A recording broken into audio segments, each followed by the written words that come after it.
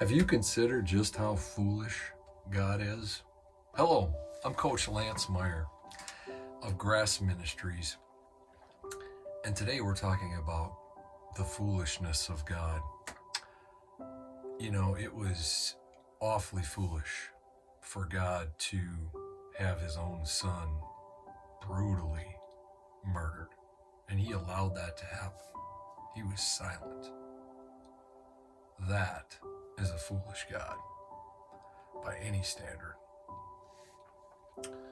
Think about who Jesus chose to follow him.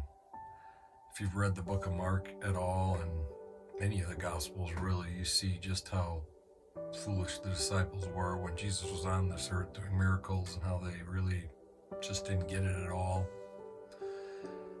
That's foolish. Maybe even more foolish is the act of the disciples after Jesus rose from the dead. They followed him. They followed him to the point of death.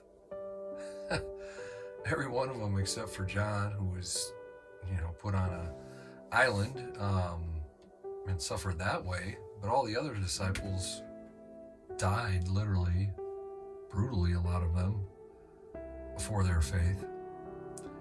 We know Jesus' foolishness and allowing people to spit, mock him, beat him, and ultimately die brutally on a cross. That's foolish.